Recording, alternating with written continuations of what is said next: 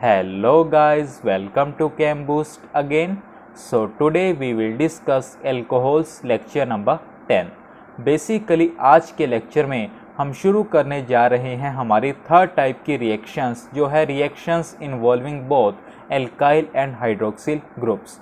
उसमें सबसे पहली रिएक्शन हम पढ़ेंगे डिहाइड्रेशन ऑफ एल्कोहल्स। समझेंगे क्या होती है डिहाइड्रेशन एल्कोहल्स की, एग्जाम्पल्स के थ्रू एनालाइज करेंगे, मैकेनिज्म पार्ट को देखेंगे एंड देन एप्लीकेशंस पार्ट को भी देखेंगे जहां पर हम arrangement of carbocations, orientation of dehydration को कवर करने वाले हैं। मैं आपको हाईली रिकमेंड करना चाहूँगा कि अगर आपने इससे पहले वाले लेक्चर्स को नहीं देखा उन्हें ज़रूर देखें। तो चलिए, बहुत ही नॉलेजेबल लेक्चर होने जा रहा है। Let's start the lecture. तो चलिए डियर स्टूडेंट्स, अब हम थर्ड टाइप की रिएक्शंस देखेंगे जिसमें हमारे पास both alkyl and hydroxyl group involve होंगे। अब हमारे पास ऐसी रिएक्शंस जिनमें दोनों के दोनों एल्काइल और हाइड्रोक्सिल ग्रुप्स प्रेजेंट होंगे, उनमें सबसे पहले हम स्टडी करेंगे डिहाइड्रेशन ऑफ एल्कोहल्स।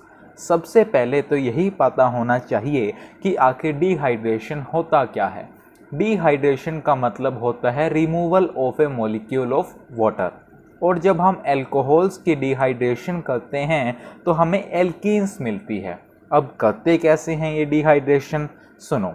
एक सूटेबल एल्कोहल लेंगे और उसे हीट करेंगे प्रोटोनोइक एसिड्स के साथ, जैसे कि कंसनट्रेटेड H2SO4 और H3PO4 हो गया, या फिर ल्यूइस एसिड्स लेंगे जैसे कि एनहाइड्रस जिंक क्लोराइड और एल्यूमिनिया हो गया। तो अगर मैं जनरल रिएक्शन लिखना चाहूँ, CnH2n+1OH, ये हो गया हमारे पास एल्कोहल का जनरल फॉर्मूला। और H2SO4 हीट करें तो हमारे पास एल्कीन मिलेगी CnH2n और साथ में H2O। ये है हमारे पास एल्कीन का जनरल फॉर्मूला। अब एक्चुअल टेम्परेचर क्या रहेगा, स्ट्रेंथ क्या रहेगी एसिड की, वो इस बात पर डिपेंड करता है कि हमारे पास एल्कोहल का नेचर कैसा होगा जो हम यूज़ कर रहे हैं। एग्जाम्पल के लिए अगर हम बात करें प्राइमरी एल्कोहल की, अगर हम लें CH3 CH2OH, ये है हमारे पास इथाइल एल्कोहल। अब ये कौन सा एल्कोहल है, प्राइमरी एल्कोहल। तो इस केस में हमें चाहिए होता है 95% H2SO4 और टेम्परेचर की जो रेंज रहती है वो रहती है 433 to 443 केल्विन। और हमारे पास हमें मिलती है ethylene CH2 double bond CH2 और साथ में H2O तो हमारे पास निकल ही गया। ये है हमारे पास इथाइलिन। ये तो हमारे पास बात हो गई प्राइमरी एल्कोहल की। अगर मैं आपके सामने एग्जांपल लूँ सेकेंडरी एल्कोहल का, CH3C CH3 CH3OH लिखो यहाँ पर, OH H, जिस कार्बन से OH अटैच्ड है वो डायरेक्टली 2 कार्बन एटम से लिंक्ड है। तो ये है हमारे पास आइसोप्रोपाइल एल्कोहल।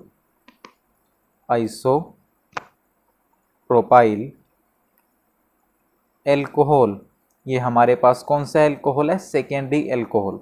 तो इस केस में हमें चाहिए होता है 95%, तो पहले में था, इसमें चाहिए होता है हमें 60% H2SO4 और टेम्परेचर जो रहता है वो रहता है 413 केल्विन। और हमारे पास प्रोडक्ट में हमें मिल जाता है propylene CH3CH double bond CH2 और साथ में हमें मिल गया H2O। ये है हमारे पास प्रोपाइलिन। अगर मैं लूँ tertiary alcohol CH3 CH3 CH3 OH, ये हमारे पास टर्शरी ब्यूटाइल अल्कोहल। तो इस केस में पहले में 95%, नेक्स्ट में 60%, यहाँ पर हमें चाहिए होता है नियर अबाउट 20% H2SO4। और टेम्परेचर क्या चाहिए होता है हमारे पास, हमें 358 टू 363 केल्विन। और हमारे पास बन जाता है CH3 डबल बॉन्ड CH2 साथ में H2O। ये हमारे पास क्या है, आइसोब्यूटाइलिन।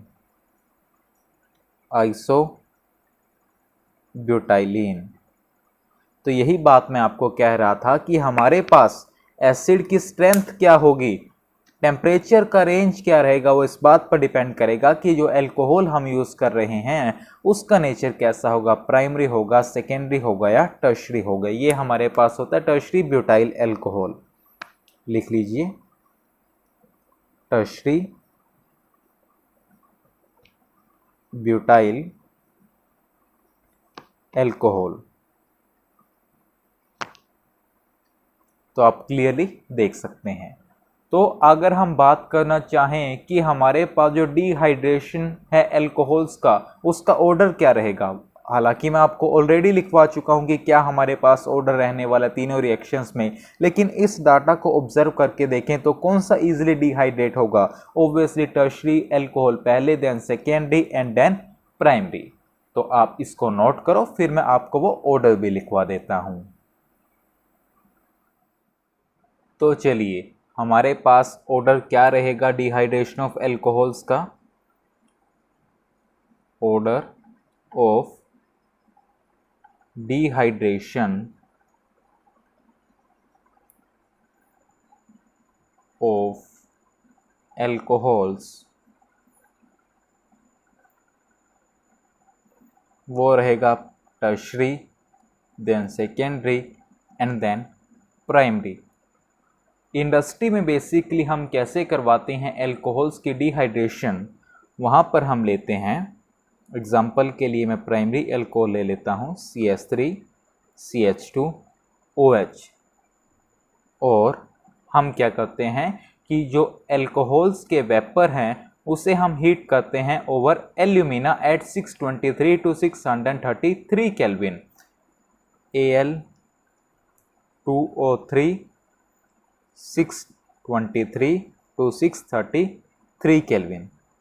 और हमारे पास प्रोडक्ट आ जाता है एल्कीन। इस केस में हमारे पास आया इथाइलिन, साथ में H2O तो निकलता ही है। This is ethylene. ये हमारे पास हम इंडस्ट्री में करते होते हैं। क्या करते हैं हम इस मेथड में, कैसे करवाते हैं डिहाइड्रेशन अल्कोहल्स की, हम करते हैं कि जो वेपर्स हैं अल्कोहल्स के उन्हें पास करते हैं हीटेड एल्यूमिनिया के ऊपर से एट 623 टू 633 केल्विन। तो ये हमारे पास बात हो गई इंडस्ट्री में। अब हमारे पास जो रिएक्शन है अल्कोहल्स की कंसंट्रेटेड H2SO4 के साथ, वो काफ़ी सेंसिटिव है रिएक्शन कंडीशंस के। हमारे पास डिफरेंट प्रोडक्ट्स मिलते हैं डिफरेंट कंडीशंस पर। एग्जांपल देखते हैं, अगर मैं लूँ इथाइल अल्कोहल ही CH3CH2OH और H2SO4 के साथ रिएक्शन करने पर टेम्परेचर अगर हम ले 383 केल्विन, तो हमारे पास यहाँ पर हमारे पास डियर मिलता है ethyl hydrogen sulphate CH3CH2OSO3H plus H2O। ये हमारे पास बन गया इथाइल हाइड्रोजन सल्फेट। अब जो इथाइल हाइड्रोजन सल्फेट है वो फर्दर डिफरेंट प्रोडक्ट देता है डिफरेंट कंडीशंस पर। फॉर एग्जांपल इसी में ऐड करेंगे, अगर हम इथाइल हाइड्रोजन सल्फेट को CH3CH2OSO3H, इसे हम क्या करते हैं डिस्टिलेशन करते हैं अंडर रिड्यूस प्रेशर तो हमें डाई इथाइल सल्फेट मिलता है। हीट अंडर reduced pressure तो हमें मिलता है CH3 CH2O S double bond O double bond O O CH2 CH3 और साथ में H2SO4। ये है हमारे पास di ethyl sulphate, di ethyl sulphate. इसी में फर्दर देखेंगे, अगर हम क्या करते हैं कि इसे हीट करते हैं with excess of ethyl alcohol at 430 kelvin तो हमारे पास डाई इथाइल ईथर मिलता है। CH3 CH2 OSO3H, साथ में क्या ले रहे हैं हम, ethyl alcohol CH3 CH2 OH और टेम्परेचर कितना, हम इसे हीट कर रहे हैं 413 केल्विन पर तो हमें मिलता है di ethyl ether CH3 CH2 OCH2 CH3 साथ में अगेन H2SO4। ये है हमारे पास डाई इथाइल ईथर। अब एक और रिएक्शन, अगर हम इसे हीट करें H2SO4 के साथ एक्सेस में एट 433 टू 443 केल्विन के रेंज में तो हमें इथाइलिन मिलता है। CH3 CH2 OSO3H concentrated H2SO4 433 to 443 kelvin तो हमें मिलता है CH2 डबल बॉन्ड CH2 साथ में अगेन H2SO4। ये हमें मिल गया इथाइलिन। तो ये हमने देख लिया फर्दर रिएक्शंस को, आप इसे नोट कीजिए। देन हम चलते हैं मैकेनिज्म पार्ट की तरफ। तो चलिए डियर स्टूडेंट्स, अब हम देखते हैं डिहाइड्रेशन ऑफ एल्कोहल्स की मैकेनिज्म को। बेसिकली अगर हम बात करें प्राइमरी एल्कोहल्स के केस में तो जो डिहाइड्रेशन होती है प्राइमरी एल्कोहल्स की वो एग्जांपल है इवन रिएक्शन का, जिसमें स्टेप 1 हम देखें। स्टेप 1 में हमारे पास एल्कोहल जो कि ल्यूइस बेस है वो प्रोटॉन को एक्सेप्ट करता है फ्रॉम H2SO4 और प्रोटोनेटेड एल्कोहल बना देता है यानी ऑक्सोनियम साल्ट। आइए देखते हैं। CH3 CH2 OH, ये है हमारे पास इथेनॉल। अब H2SO4 से H प्लस आया, ल्यूइस बेस होने के नाते प्रोटॉन एक्सेप्ट किया और प्रोटोनेटेड एल्कोहल बना दिया CH2OH H। अब इसने अपने लोन पेयर दिए तो इसके ऊपर आएगा प्लस चार्ज। अब हमारे पास स्टेप 2 हम देखते हैं। स्टेप 2 में बेसिकली हमारे पास जो ये प्लस चार्ज है ऑक्सीजन पर, ऑक्सीजन एक हाईली इलेक्ट्रोनेगेटिव एटम है तो वो पॉजिटिव चार्ज को तो स्टेबलाइज नहीं करेगा, तो वो CO बॉन्ड को वीक करेगा और हमारे पास CH3 CH2 OH H plus CO bond weak होगा और वाटर यहाँ से निकलेगा। ये पूरा का पूरा जो प्रोसेस है ये रिवर्सिबल है। इसी तरीके से यहाँ पर, और ये जो स्टेप है हमारे पास स्लो स्टेप होता है। CH3 CH2 प्लस साथ में H2O, ये हमारे पास बन गया प्राइमरी कार्बोकैटायन। इसका नाम है इथाइल कार्बोकैटायन और ये हमारे पास क्या है, प्रोटोनेटेड एल्कोहल। इस केस में हमारे पास प्रोटोनेटेड इथेनॉल। क्लियर।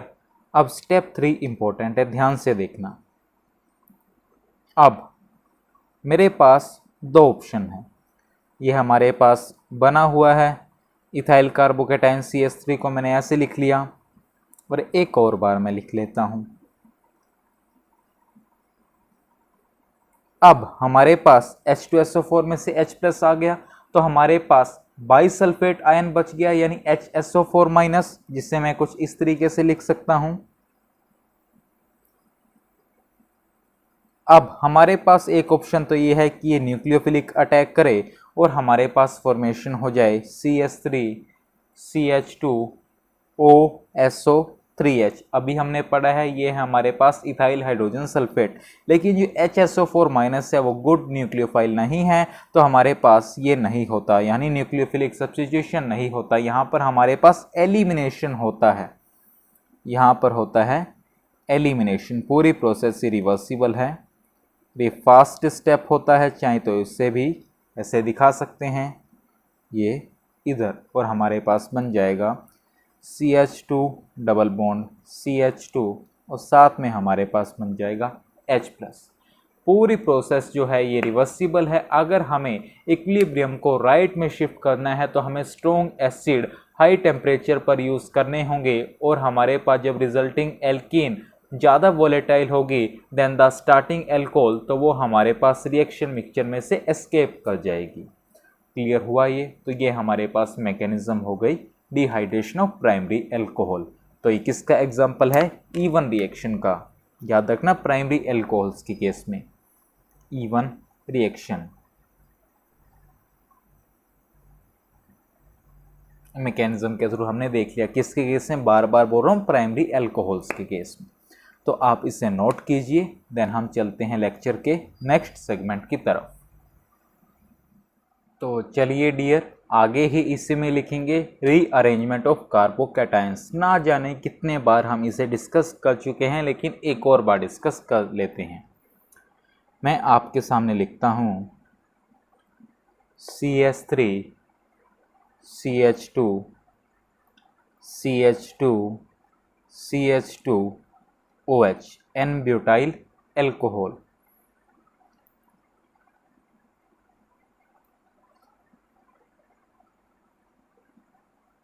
अब मैं इसे करता हूँ H2SO4 की प्रेजेंस में, हीट H2O निकलेगा। एक ऑप्शन हमारे पास ये है कि हमारे पास ये प्रोडक्ट बनेगा alkene CH double bond CH2, ये है हमारे पास 1 ब्यूटीन। क्लियर? लेकिन हमारे पास ये बनती है सिर्फ 20%। ये हम एक्सपेक्ट करते हैं कि ये हमारे पास बनेगा एक्सपेक्टेड प्रोडक्ट। लेकिन एक और चीज़ यहाँ पर है, H2SO4 हीट H2O निकला और हमारे पास बना CH3 CH double bond CH CH3। अब हमारे पास ये जो 2 ब्यूटीन है, ये हमारे पास डियर बनती है वो द 20%, ये बनती है हमारे पास 80% अनएक्सपेक्टेड। अब ऐसा क्यों हुआ? अब मैकेनिज्म के थ्रू जाएंगे तो समझ जाएंगे। अगर हम बात करें ब्यूटाइल एल्कोहल की, CH3 CH2 CH2 CH2 OH H+ डालेंगे, प्रोटोनेशन होगी, तो हमारे पास प्लस आ जाएगा, H2O निकलेगा और हमारे पास बनेगा CH3 CH2 CH2 CH2+। ये कौन सा कार्बोकैटायन है डियर? प्राइमरी। और हम आपको बोलते आ रहे हैं जब भी कार्बोकैटायन फॉर्म हो तो चेक किया करो कि क्या वहाँ पर रीअरेंजमेंट पॉसिबल है, यानी उससे स्टेबल बन रहा है। ये प्लस चार्ज अगर कुछ यहाँ आ जाए तो सेकेंडरी बन जाएगा, और सेकेंडरी प्राइमरी से ज़्यादा स्टेबल है। अब H ना होता तो हम बात करते हैं मिथाइल की, अब H है तो हम बात करेंगे हाइड्राइड शिफ्ट की। 1 2 हाइड्राइड शिफ्ट, और हमारे पास बनेगा, नीचे लिख दे रहा हूँ मैं, CH3 CH2, CH, इससे H गया प्लस, यहाँ पर आ गया CH3। अब हमारे पास ये बन गया सेकेंडरी कार्बोकैटायन जो कि स्टेबल है। अब वही जो फर्स्ट स्टेप है एलिमिनेशन का अब करवा दो, और हमारे पास बन गया CH3CH double bond CH CH3। तो ये हमारे पास क्या बन गया, 2 ब्यूटीन। अगर मान लो आप यहाँ से करवाते तो ये प्रोडक्ट आ जाता सीधा एलिमिनेशन, अगर H का यहाँ से करो, लेकिन हमने यहाँ पर स्टेबल करवाई, रीअरेंजमेंट करवाई, तो हमारे पास यहाँ पर हमें मिला rearranged product. This is rearranged product. I think clear हुआ होगा। ये बहुत बार डिस्कस कर चुके हैं हम इस चीज़ों को, तो एग्ज़ाम में याद रखिएगा। ज़रूरी नहीं यही आए, आपको याद रखना है कार्बोकैटायन फॉर्म हो रहा है तो वहाँ पर रीअरेंजमेंट की पॉसिबिलिटी है क्या, रीअरेंज करो और प्रोडक्ट बना दो, वही मेजर रहेगा। तो आप इसे नोट करें। देन हम चलते हैं लेक्चर के नेक्स्ट सेगमेंट की तरफ। तो चलिए डियर स्टूडेंट्स, आगे लिखेंगे ओरिएंटेशन ऑफ डिहाइड्रेशन। अभी हमने डिस्कस किया कि जो डिहाइड्रेशन ऑफ एल्कोहल्स है वहाँ पर कार्बोकैटायन इंटरमीडिएट की फॉर्मेशन हो रही है। अब अगर हमारे पास कार्बोकैटायन इंटरमीडिएट कुछ इस तरीके से है कि वहाँ पर दोनों साइड से प्रोटॉन एलिमिनेट हो रहा हो, जैसे कि हमने प्रीवियस केस डिस्कस किया, तो वहाँ पर हमारे पास वो एल्कीन मेजर होती है उस मिक्सचर ऑफ एल्कीन में जो कि हाईली सब्स्टिट्यूटेड होती है, यानी having laser number of hydrogen atoms on the doubly bonded carbon atoms. वो मेजर प्रोडक्ट होगा जब हम डिहाइड्रेशन करेंगे अल्कोहल्स की। और डियर हम इसे क्या बोलते हैं, कौन सा रूल है ये, सेट-सेफ रूल। चाहे तो लिख सकते हैं the alkene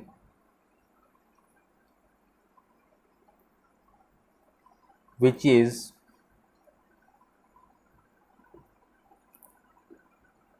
highly substituted, that is having lesser number of hydrogen atoms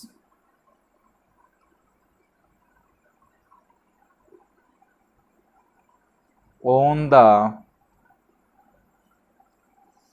doubly bonded carbon atoms is the major product of dehydration of alcohols.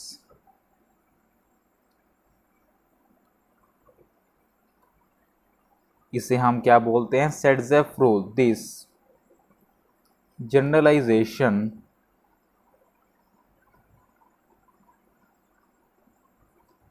is known as which rule, Saytzeff rule. किया है first year में discuss हमने इसे बहुत अच्छे तरीके से, detailed video है। एग्जांपल देख लेते हैं, CH3 CH2 CH OH CH3 H2SO4, और इसे हम हीट करें तो यहाँ पर कार्बोकैटायन फॉर्म होगा, इससे स्टेबल बन सकता है, सेकेंडरी बनेगा सब जगह। तो यहाँ से भी प्रोटॉन एलिमिनेट हो सकता है और यहाँ से भी प्रोटॉन एलिमिनेट हो सकता है। तो कौन सा मेजर होगा, जहाँ पर हमारे पास हाईली सब्स्टिट्यूटेड होगा। करके देख लो, CH3 CH double bond CH CH3, यहाँ से अगर प्रोटॉन एलिमिनेटेड हो, अगर यहाँ से हो, ये हमारे पास क्या है, 2 ब्यूटीन। यही तो हमने एग्जांपल लिया था ऊपर, मेजर किसी तरीके से समझ लो। साथ में हमारे पास अगर यहाँ से जाए CH3 CH2 CH double bond CH2, ये है हमारे पास 1 ब्यूटीन, तो ये क्या होगा, माइनर। तो ऐसे समझ लो, या पीछे हमने जो कार्बोकैटायन से समझा वैसे समझ लो। तो ये हमारे पास बात हो गई ओरिएंटेशन ऑफ डिहाइड्रेशन के बारे में। तो it is all about today. एक बार समराइज कर लेते हैं हमने क्या क्या किया।